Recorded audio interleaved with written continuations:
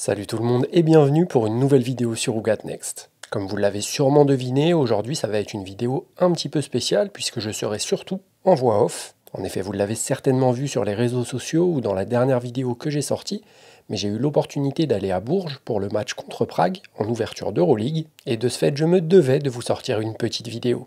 Je ne vais pas vous le cacher, ça n'a pas été de tout repos pour obtenir une accréditation pour ce match, et d'ailleurs je tenais encore une fois à remercier Loïc, chargé de com de Bourges, d'avoir réagi aussi rapidement mercredi dernier pour me permettre d'accéder aux joueuses et donc d'interviewer Pauline et Janelle. Comme je vous le disais, ça s'est un petit peu fait en dernière minute, j'avais pourtant envoyé un mail juste après la qualification de Bourges et leur victoire face à Vilnius pendant les qualifiers, mais malheureusement ce mail et mon mail de relance se sont perdus en chemin. J'ai donc contacté Prague dans le même temps, qui avait accédé de m'accorder quelques minutes avec deux joueuses françaises après le match, sous réserve évidemment d'une accréditation. Toujours sans nouvelles de Bourges au matin du match, j'avais dû annuler avec Prague les interviews des deux joueuses, mais après quelques échanges de dernière minute avec le chargé de com, il a été, comme je le disais, très réactif et a pu m'obtenir une accréditation presse pour cette rencontre. Avec la présence de France 3 sur les lieux et les photographes habituels, difficile d'avoir un accès au terrain en dernière minute, c'est donc depuis les tribunes que j'ai essayé de vous faire quelques images, même si je me doute que c'est surtout la partie interview avec Pauline Astier et Janelle Salin qui va vous intéresser.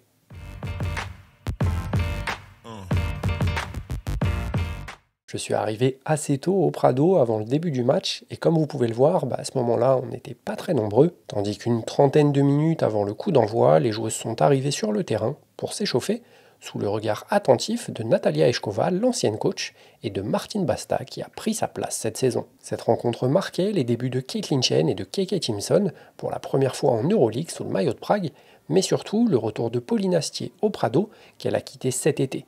Je vous laisse tout de suite avec la présentation de quelques joueuses qui pourraient vous intéresser. La numéro 11 et capitaine, c'est une ancienne Tango Valériane Ayali. La numéro 13, Janelle Salin. La numéro 18, elle est de retour à la maison, innovation pour Popo Pauline Astier. Numéro 13, le bruit pour Alicia.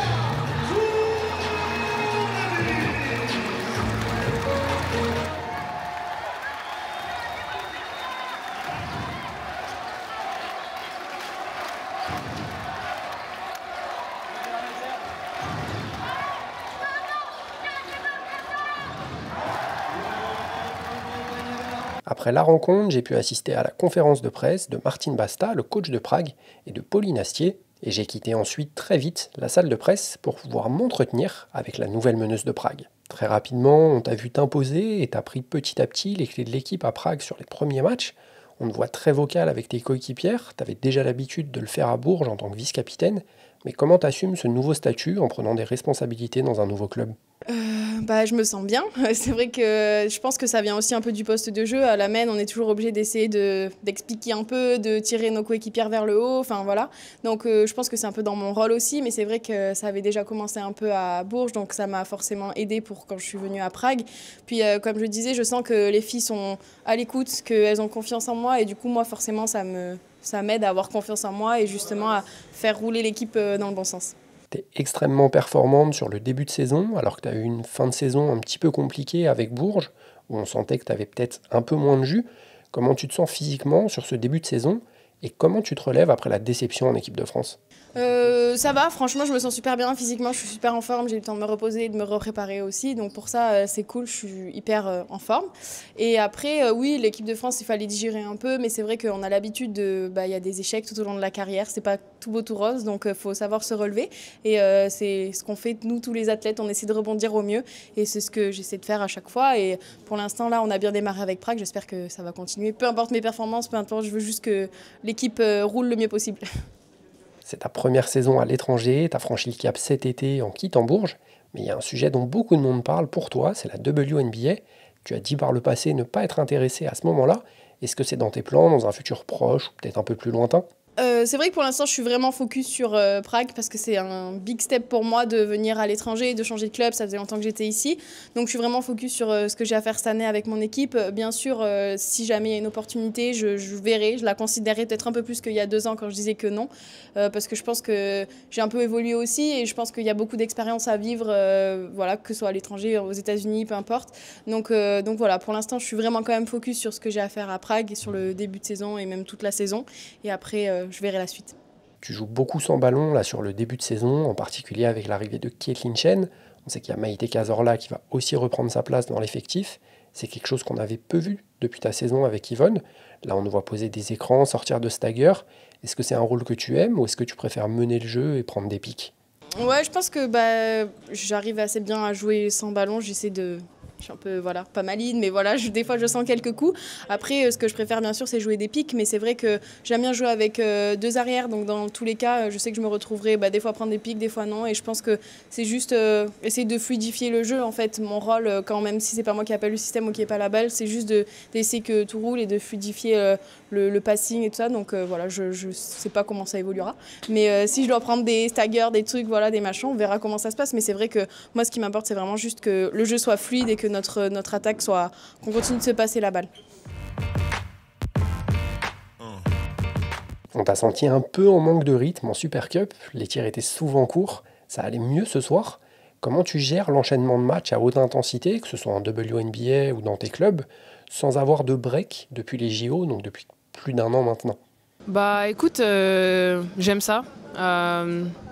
J'ai signé pour ça, donc je savais dans quoi je m'embarquais. Après, oui, manque de rythme, ouais, oui, clairement, j'ai tout loupé, on peut se le dire. Mais ça arrive. Vu que quand on joue tout le temps, tous les mois au basket pendant toute l'année, il y a forcément des périodes où ça va moins rentrer.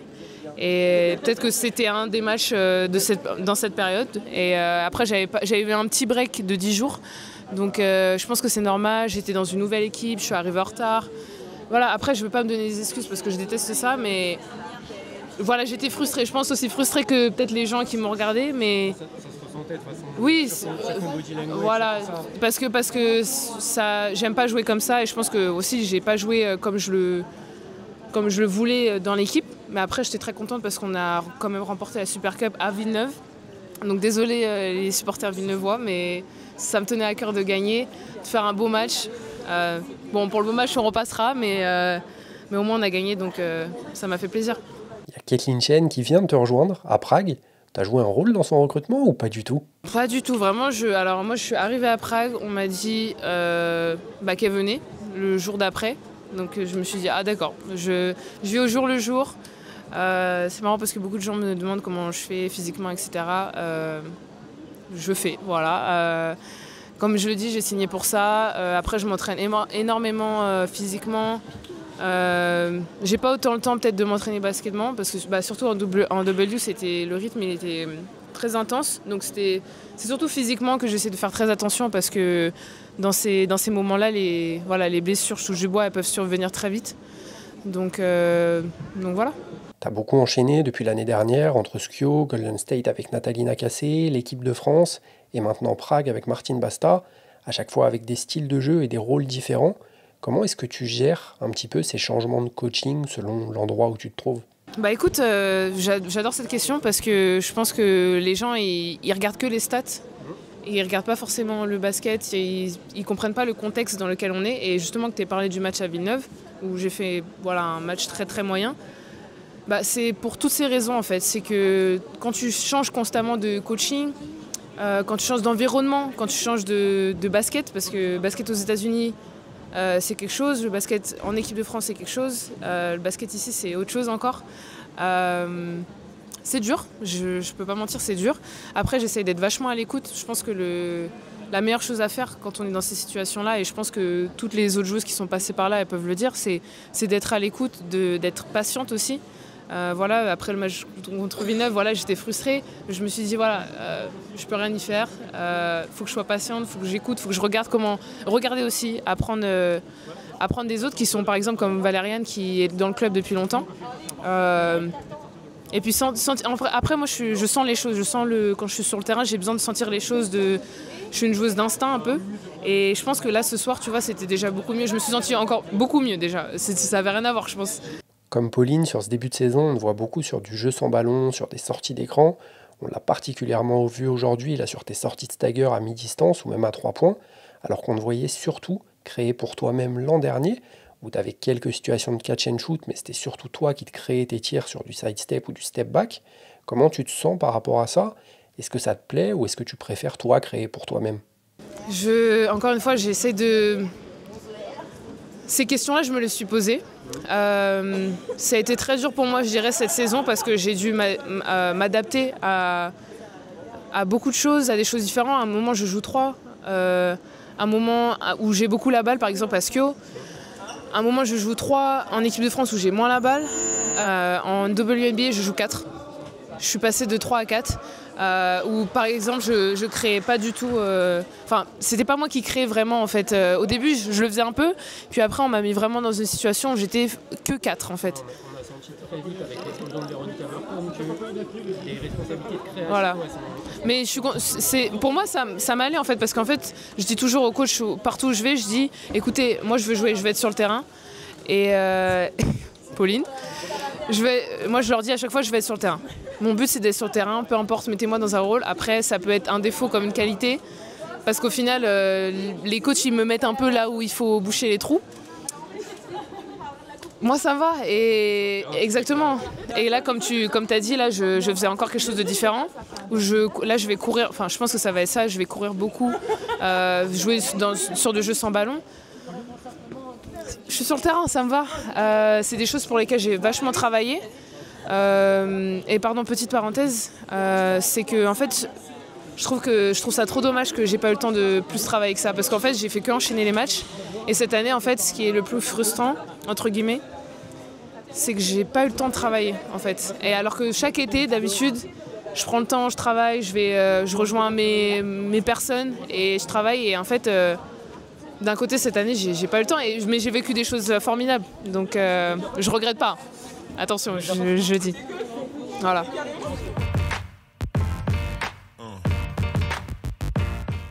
Voilà, c'est tout pour la vidéo d'aujourd'hui, j'espère qu'elle vous aura plu. Comme vous l'avez sûrement remarqué, les questions que j'ai posées aux filles en interview ont été reprises en voix off.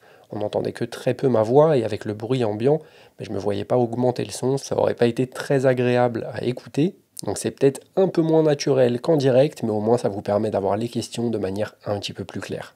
Avant de se quitter, je voulais faire une dernière petite tournée de remerciements, tout d'abord aux 2 clubs de Bourges et de Prague pour avoir rendu ça possible, mais également et surtout aux filles, Janelle et Pauline, qui ont été ultra gentilles et méga disponibles, alors que, comme vous vous en doutez, des matchs en France, il y en a très peu pour elles pendant la saison, c'est l'occasion à chaque fois de voir leur famille, mais elles ont tout de même pris du temps pour répondre à mes questions, donc vraiment pour ça, je les remercie encore une fois énormément, et je voulais donner une petite dernière vague de remerciements aux personnes qui suivent la chaîne et qui sont venues me voir après la rencontre à Bourges pour me remercier de mon travail et des vidéos que je vous propose quasiment chaque semaine. Vraiment, ça fait chaud au cœur, merci énormément. N'hésitez pas à venir me voir ou à m'écrire dans les commentaires ou sur les réseaux sociaux. C'est toujours un plaisir d'échanger avec vous. Et sur ces belles paroles, on va se laisser là, passer une belle semaine de Euroleague Women. On se retrouve ce week-end pour le débrief. Peace out.